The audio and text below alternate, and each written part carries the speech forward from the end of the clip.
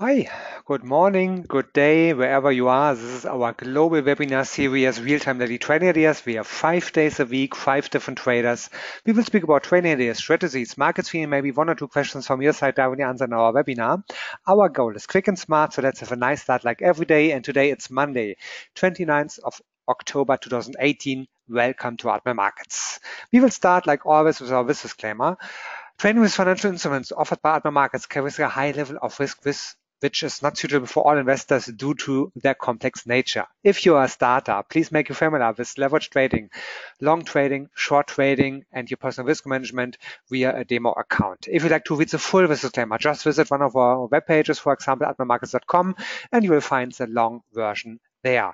Also, if you are in the European Union, the different options and offers for retail clients and professional clients, all to find on our European web pages like admiralmarkets.com.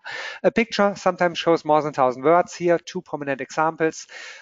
Retail clients, professional clients will have since August 2018 a different leverage to choose and a different margin requirement. DAX 30 or Euro dollar, the margin is quite different from retail clients to professional clients, like you can see in these 2 images.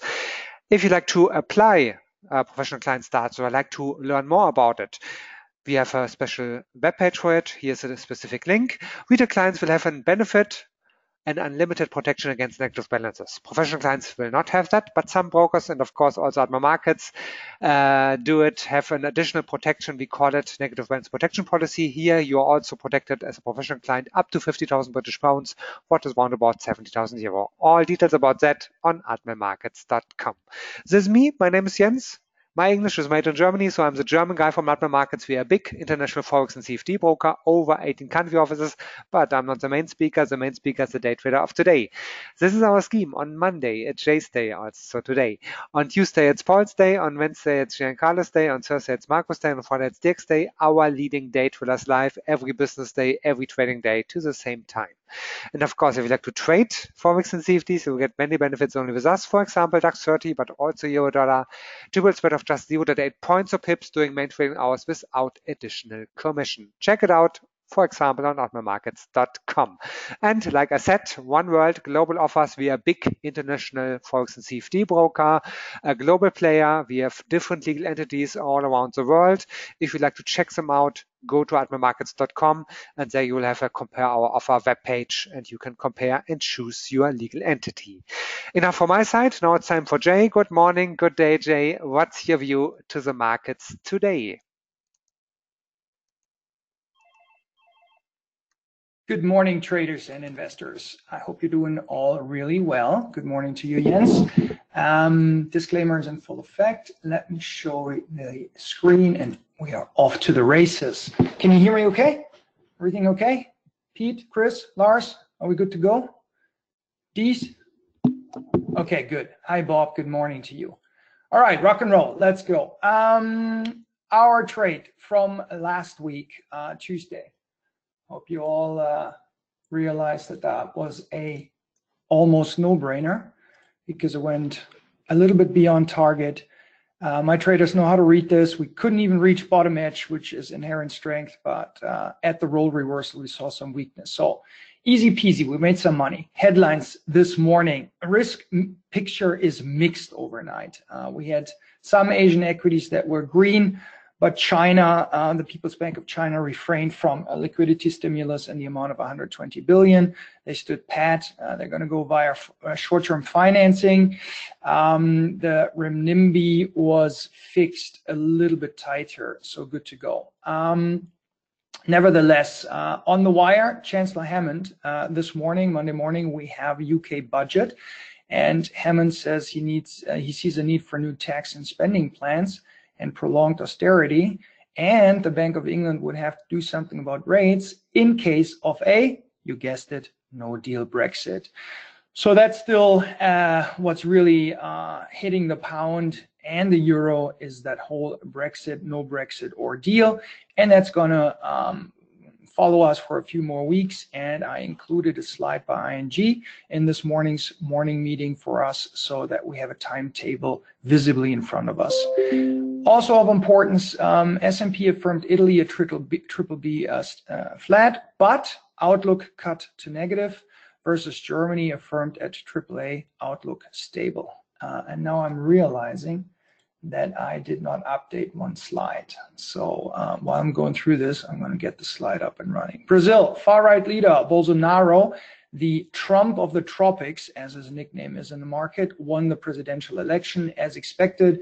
ETF with exposure for Brazil rallied on the back of it.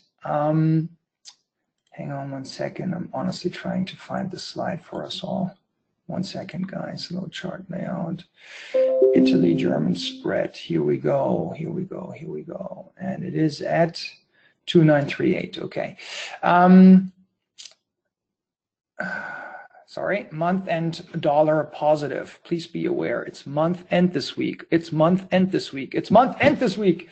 So we have the funds, global funds adding dollar. We have Soma Day on Wednesday, i.e. that is the account where the Fed is able to induce liquidity or withdraw liquidity out of the capital markets.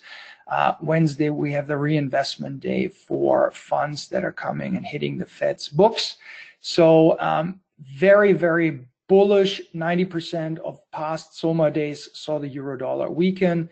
And we have the tax reform for corporations finally hitting the market. That means T-2 today until Wednesday, repatriation of the US dollar is going through the market. So that means you do not, repeat, do not want to short the US dollar until Wednesday. Find something else to short, be on the safe side, put the odds in your favor. To go against this means you do it at your own hazard to your own health/wealth. Okay, dollar, Italy 10-year, Germany 10-year, this is wrong. We are at 2.943, 2.943. The high is correct. We were at 3.38. So I forgot to update that. Excuse me, guys. Strength versus weakness. We're seeing the New Zealand dollar technically strengthening. Technically, nothing on the docket for this week really in terms of economic news. Nevertheless, the Commitment of Traders report showed us a long signal and we're seeing that firing away. Happy days. Risk events live. I think we can skip that in the interest of time because I prepared quite a few slides for us that will focus your attention on what's really important in terms of economic events this week. Okay. So for the pound, today we have the UK budget. That's important because it will then actually tell us if there's an increase or a decrease in terms of refinancing need of the sovereign's debt. So if there's an increase in debt, that means rates will rise. That means pound strength. If there were a decrease in funding needs for the UK government, that would mean a decrease in rates and pound weakness. Easy peasy. Super Thursday, as on Thursday, i.e. Bank of England is expected with a vote of 0.00 to leave the rates unchanged at 0.75%. We wouldn't have Brexit, that whole theatrical thing, then you would expect up to 2 more members in favor of a hike right now. We also have the inflation report out of the Bank of England and the monetary policy summary. That's why we're giving it the name Super Thursday, because only once each quarter we have all 3 reports in one day. So the 2 guys that I'm thinking of are Haldane and Saunders. They could vote for higher rates. Why? GDP growth on a quarterly basis came in at 0.7% in August, and the Bank of England has sort of a speed limit at 0.4%. So these aggressive hawks could actually vote for higher rates. If it comes out 7.02, that would mean pound strength. So be aware of that, please. Pay growth hit 3%. Why? Due to tightness in the labor market. So we're seeing average weekly earnings increasing here. We're seeing GDP growth rate potentially coming in higher. In focus, Brexit, obviously, deal or no deal. Is the GDP growth sustainable, especially given if there were no deal? Is domestic inflation picking up? Because currently the inflation pressures are coming and stemming from and due to the weak pound. It's an island. Remember that, guys. An island. It's not like they have. So every time, correction. If anytime you see the pound coming off, you will see the FTSE 100 increasing often. Yeah, if the pound strengthens, you see the FTSE 100 weaken. And then we had a market environment where the rates were rising, and that actually takes some heat off of the Bank of England. So where does that leave us? The next rate hike is priced in by the market for August 2019, followed by another one towards the end of 2020. If any of the parts that are in focus come in better than expected, we would see pound strength. If the Bank of England hints at a February or May hike, in case of a Brexit deal done, you would also expect immediate pound strength. So that's the pound done and dusted. Here is the timetable that I was speaking of, thanks to ING. So what's on the docket? UK government announces the budget, that's today. Then we may or may not have, we have the Bank of England meeting for sure, and then we may or may not have a EU emergency meeting in November. It's highly likely that a deal is not going to be announced until the council meeting mid of December. Then we have Christmas break in Parliament, and then we have the withdrawal agreement ratified by the EU mid-late January. UK Parliament votes on withdrawal agreement, motion of deal agreed. Recall there was a law passed in June that the MPs in the UK have a right to have their say before Jan 21. Then and March 21, we have the EU Council meeting. 29th of March, we have UK formally leaving the EU in case we get a deal, and then the transition period starts if the deal gets ratified, late May, European Parliament election. So take a screenshot, there you go, that's our timetable. Expect massive pound volatility if there's no council meeting agreement by December. Brexit deal agreement, that is. For the dollar, what's happening this week? Friday, obviously, we have non-farm, 191 versus 134 last time. Thursday, we have unemployment claims, leading economic indicators, 213 versus 215. Lower impact due to hurricanes, probably. That's what the numbers are telling us. If the PCE, that is one of the favorite Federal Reserve inflation gauges, dips much below their target of 2%, expect dollar weakness. Also of note for my traders, dollar yen, we have 4 yards option expiry, a yard is a billion, at 111.60 on Wednesday. So that's after the Bank of Japan, but ahead of non-farm. So we could see a market manipulation down into that level and then off to the races in terms of a long. We could, all right? Recall, I'm bullish on the dollar until Wednesday. So I don't know if these 4 yards will actually be strong enough to get it below 112. Month-end rebalancing sees funds buying dollar. I'm repeating myself. Wednesday we have Soma day, very strong for the dollar 90% of the times, and dollar strength expected from Monday onwards, T-2, trade date -2, because the tax reform starts biting and corporates will repatriate the dollar. So there's some dollar strength in the market to be expected. That's the dollar done. Let's come over to the Bank of Japan. Tuesday, we have the Bank of Japan expected to leave their rates unchanged at -10 basis points and reiterating their positive economic outlook. Yes, they do have a very positive economy right now. Focus will be on potential policy normalization. My traders know this. For the new guys, I'll tell this one more time. Western central banks determine the short-term interest rate level, okay? That is how they support an economy by making money cheap or slow an economy down by making money expensive. Only in Japan does the central bank also determine the 10-year yield, i.e. around flat, meaning 0%. So money in Japan costs nothing. So far, the Bank of Japan used to come in if and when the 10-year yield went up to 0.1%, so 10 basis points. And recently, they've given the 10-year a little bit more room to breathe. That's why the market is keeping an eye on the 10-year, expects the Bank of Japan to let the 10-year yield increase a little bit beyond 10 basis points, sort of 20 basis points at the moment. Why? The issue was that this ultra easy monetary policy caused margin pressures for banks. Why? Well, a bank pays you nothing for your money, but charges you 3%, 3.5% for your mortgage, 30-year mortgage. So this difference in terms of what they pay out and what they make for their loans, what they pay out in terms of their sight deposits and money that you deposit with them, is how they make money. Now, if the yield curve is flat, so if you're even having to pay a prohibitive fee as a bank with the central bank for holding cash, your client's cash, which is the case in Switzerland, in Japan, in Sweden, everywhere where we have negative yield in Europe, it's very difficult for a bank to make money. So the banks were coming under fire, and that is the reason why the yield curve is being allowed to steepen a tiny little bit over in Japan. I hope that makes sense to you guys. That was the yen, done and dusted. Euro, Tuesday, preliminary flash GDP growth, 40 basis points versus last time 30. That means that the year-on-year is expected to slip to 1.9 versus 2.1% previously. So economic growth is cooling in Europe. German growth is weakening. We are the #1 export nation, but French growth is picking up a tiny little bit.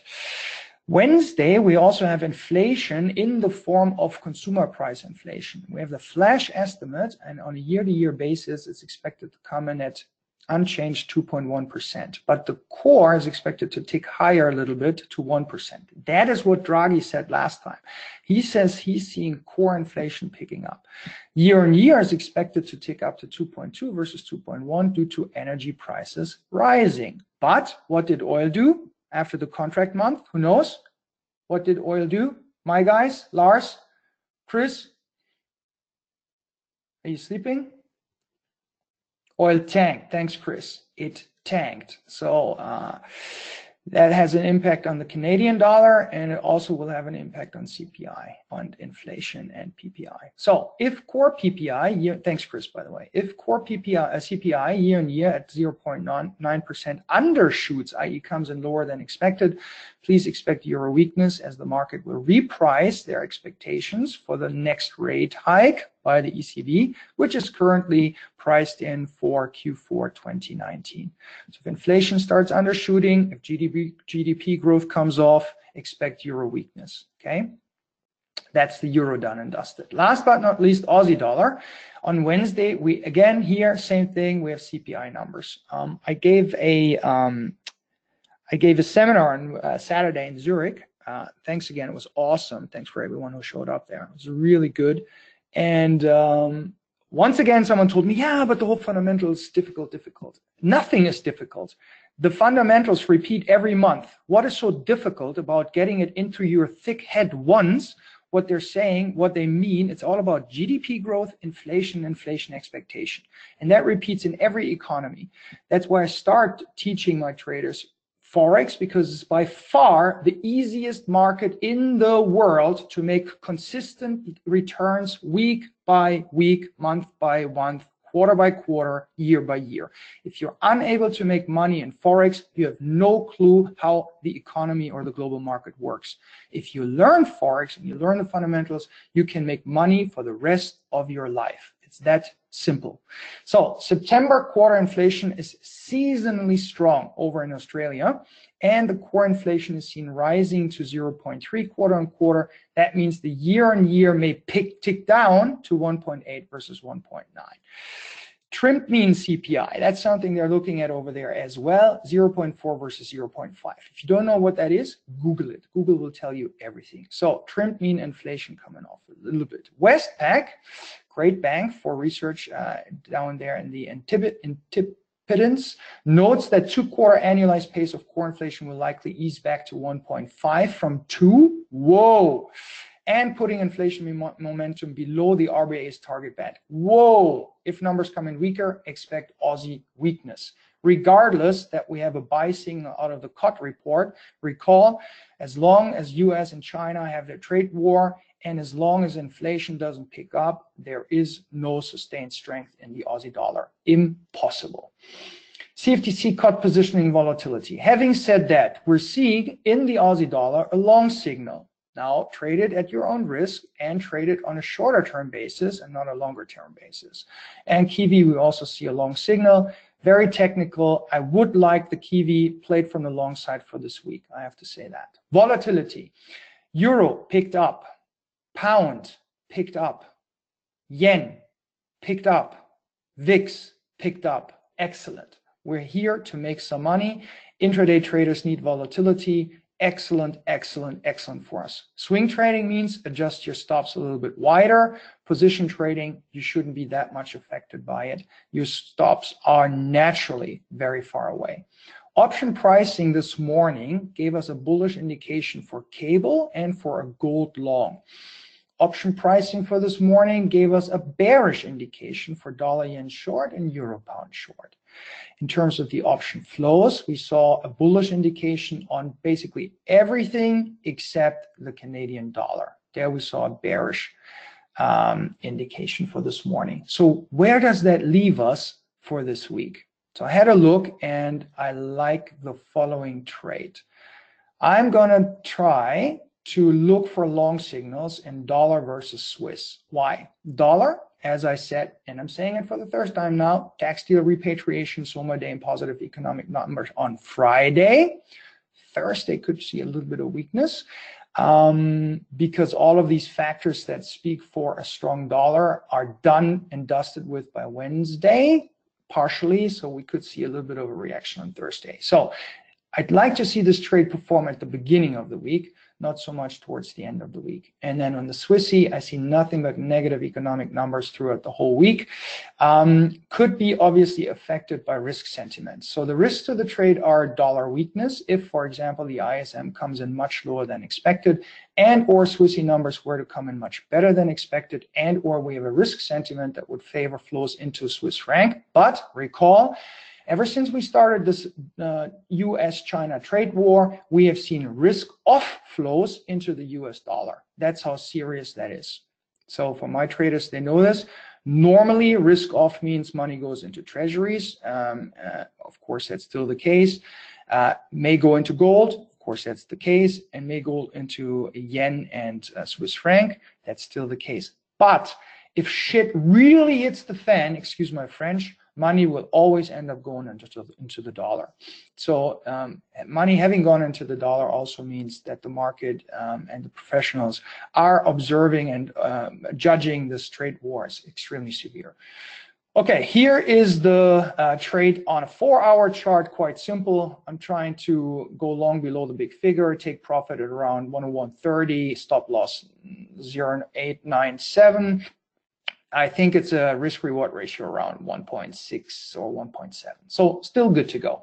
Guys, hope that helps. The other trade, if any one of you wants to have a look, the other trade that I liked was long New Zealand dollar versus Swiss franc with the profit target around target 0.6575.